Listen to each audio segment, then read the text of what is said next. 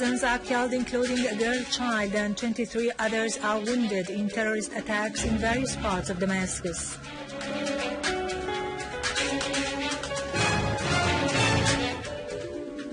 Syrian Arab Army units eliminate terrorists in several governorates.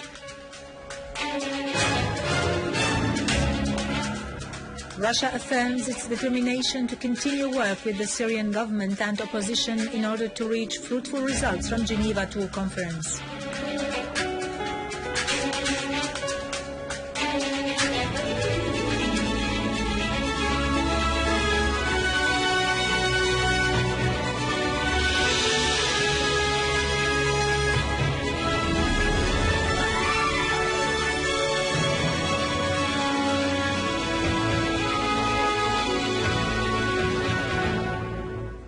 Good afternoon, ladies and gentlemen, and welcome to our news for today.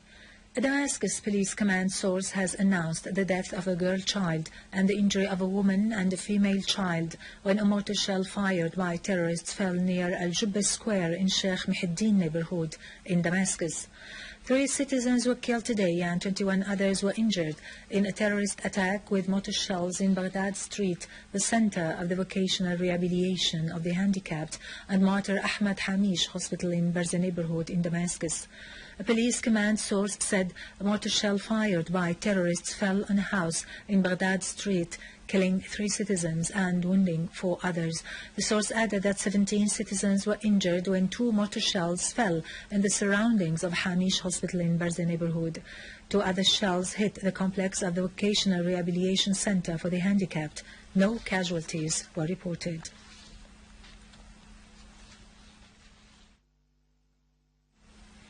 Minister of Health Dr. Saad al-Naif has said terrorists have committed a massacre that claimed the lives of 5 doctors, 5 nurses and 2 drivers from the first aid system in Deir Atiyeh in Damascus suburbs. Also in Damascus suburbs, the Syrian Arab Army has eliminated armed terrorist groups and destroyed their criminal tools south of the plastics factory and in Mabrak al-Naqa district in Al-Nabak, as well as northeast of Yabrud Bridge.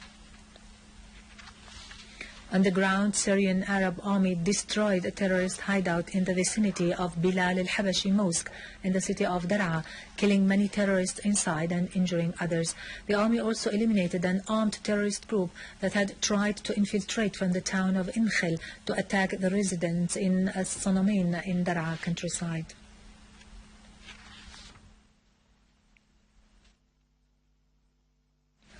In Homs, Syrian Arab Army killed a number of terrorists in the village of al-Tababir in Al-Furuqlos, destroying their truck and pickup, which were loaded with weapons and ammunition. The Syrian Arab Army also destroyed several terrorist hideouts in Zara, Al-Husn, Al-Ghasibiyya village and the surroundings of Al-Dwair, killing many of them. Meanwhile, the army eliminated a sniper who was taking a position in a residential building between the neighborhoods of Al-Qarabis and Jurat al-Shayyah. The army also destroyed a terrorist gathering near At-Tahya Mosque in Bab Houd.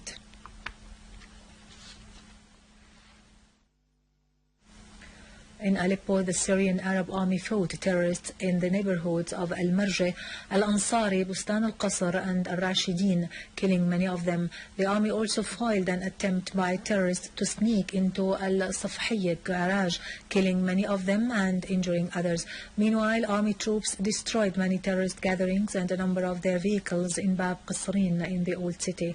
In Aleppo countryside, Syrian Arab Army pounded a terrorist gathering, destroying 2 of their vehicles, which were packed with weapons and ammunition in the vicinity of Al-Kindi Hospital, eliminating many terrorists in the areas of Al-Layramoun, Al-Mansoura and the vicinity of the central prison.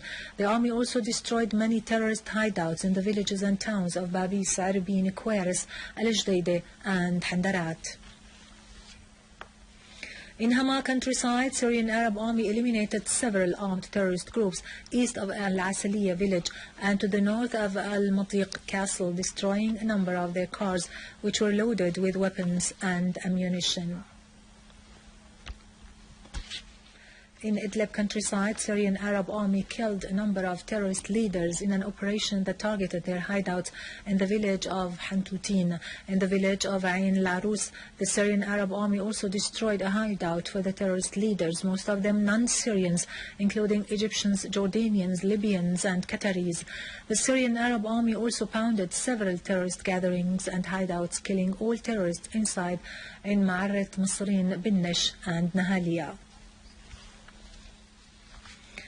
In Latakia, the Syrian Arab army units targeted several terrorist gatherings in the villages of Al-Rabi'a, Salma, Saqiyat, Al-Kirt, Ghmam and Al-Khadra, destroying many vehicles carrying missiles or equipped with different kinds of machine guns, killing many terrorists including leaders of the so-called Islamic State in Iraq and the Sham.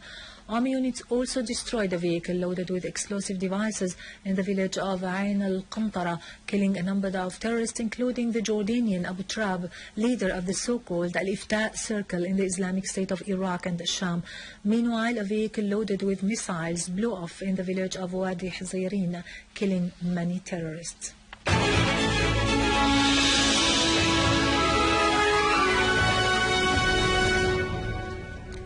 Welcome back.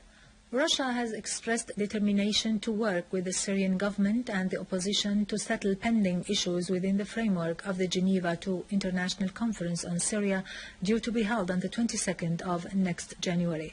In a statement, the Russian Foreign Ministry said a number of issues would still to be solved before the convention of the conference in connection with the participation of the Syrian government and opposition delegations in the conference without preconditions, and the state that should be invited to the conference. The Russian Foreign Ministry stressed that to guarantee access to fruitful results from the conference depends to a large extent on the ability of the Syrian sides to be united in the face of the danger of terrorism which is invading Syrian territories. The statement pointed out that Russian Deputy Foreign Minister Mikhail Bogdanov had agreed during his talks with the opposition coalition delegation in Geneva yesterday on the need to continue contacts in order to turn as soon as possible the armed confrontation that has so far led to the deterioration of the humanitarian situation in Syria into a political process that aims at guaranteeing a democratic development in a sovereign Syria and the unity of its people. The statement added that both sides discussed issues of preparations for the Convention of Geneva II in order to implement the Geneva Statement issued in June last year. Deputy Prime Minister and Foreign and Expatriates Minister Walid al-Muallim has called on the world community to shoulder its responsibilities in ending the agony of the Palestinian people and adopting serious steps to stop the human rights violations against them by the Israeli occupation authorities. Syria has put up and is still putting up with a lot of pressures, Mr. al-Muallim added, to force it to abandon the Palestinian people and their just cause and to give up the occupied Syrian Golan. However, Mr. al-Muallim affirmed that pressures would not reduce Syria's determination to stand on the side of the Palestinian people until they establish their independent state on their national soil with Jerusalem as its capital on the basis of relevant UN resolutions. In a message addressed to the chairman of the committee concerned with the Palestinian people's practice of their inalienable rights on the occasion of the committee's annual meeting to celebrate the World Day in solidarity with the Palestinian people, Mr. al-Muallim said hundreds of UN resolutions issued over the past 65 years have affirmed that the Palestinian people have inalienable rights and that the Israeli occupation authorities are trying to wipe out those rights in their attempt to liquidate Palestinian cause. The Foreign and Expatriates Minister said Syria has been aware from the very early beginning of the need to preserve the Palestinian people's rights, so it has stood on their side in every way to defend those rights. It has also hosted for decades about 500,000 Palestinians who have enjoyed the same rights of Syrian citizens without any encroachment on their right to repatriation according to UN General Assembly Resolution 194.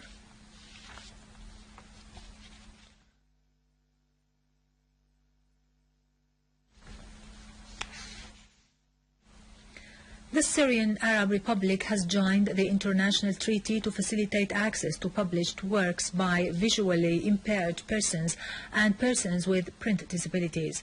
The treaty was signed on behalf of the Syrian government by Syria's permanent representative to the UN in Geneva, Faisal al-Hamwi, at the headquarters of the International Intellectual Property Organization.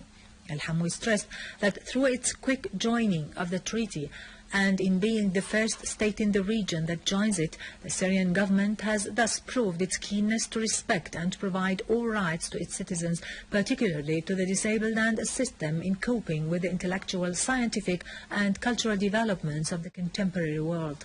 The treaty aims at addressing the challenges that obstruct the full intellectual growth of the disabled and help them participate in various aspects of cultural life and take advanced steps in the domain of knowledge and science. The signatories to the treaty should work to update their national laws according to the treaty provisions and encourage international cooperation to serve its objectives.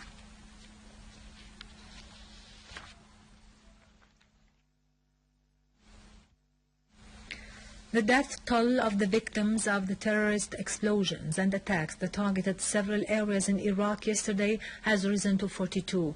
Dozens were injured. 23 people were killed and 39 were wounded in the attack that targeted As-Sadriya region in the center of Baghdad. In Ziqar Governorate, former MP from the Iraqi list Jamal Mohsen al-Rafi'i, the Sheikh of al-Rafi'iyin tribe, was killed when terrorists stormed into his house and assassinated him. In Al-Mosul, 9 people were killed and 20 others were injured in 3 separate attacks, including 2 suicide blasts with car bombs that targeted security barricades. 4 policemen were also killed and 10 others were wounded in a booby-trapped car blast in Bab Sham neighborhood east of Baghdad. 4 other people were killed in As-Sahwa, south of Balad town, north of the capital. Finally, Iranian Foreign Minister Mohammad Jawad Zarif has said uranium enrichment will continue inside the country, affirming that Iran will be committed to the Geneva Accord provisions as long as the other side is committed to them. Zarif has described the accord as historic, stressing that Iran's nuclear rights are legitimate. He said the 20% enrichment process that was formerly conducted will now be carried out at a percentage of 5%. Zarif pointed out that the 4th article of the Nuclear Arms Non-Proliferation Treaty stipulates such right, adding that when the 5+1 group realized that they could not go forward with their language of force and threat, they decided to respect the right of the Iranian people. This will end our news for today. Thank you for watching. For more details about Syria and the region and to view this bulletin again, you can always visit our website in English, syriaonline.sy. Now to latest business and market news with Nariman Qassam, but after a short break.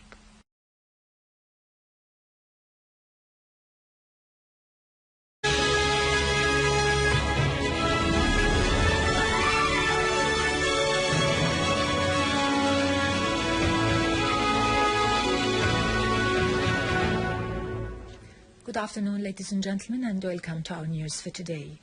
A Damascus police command source has announced the death of a girl child and the injury of a woman and a female child when a mortar shell fired by terrorists fell near Al-Jubba Square in Sheikh Muhyiddin neighborhood in Damascus. 3 citizens were killed today and 21 others were injured in a terrorist attack with mortar shells in Baghdad Street, the center of the vocational rehabilitation of the handicapped and Martyr Ahmad Hamish Hospital in Barza neighborhood in Damascus. A police command source said a mortar shell fired by terrorists fell on a house in Baghdad Street, killing 3 citizens and wounding 4 others. The source added that 17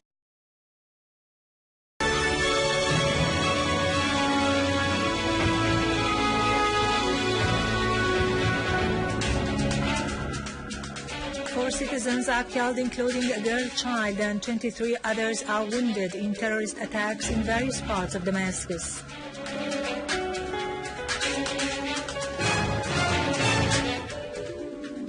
Syrian Arab Army units eliminate terrorists in several governorates. Russia affirms its determination to continue work with the Syrian government and opposition in order to reach fruitful results from Geneva II conference.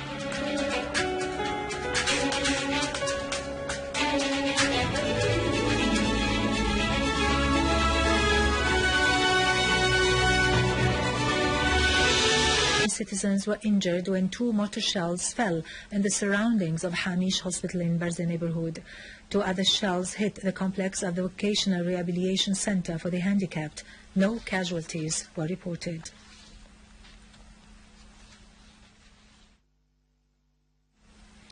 Minister of Health Dr. Saad al-Naif has said terrorists have committed a massacre that claimed the lives of 5 doctors, 5 nurses,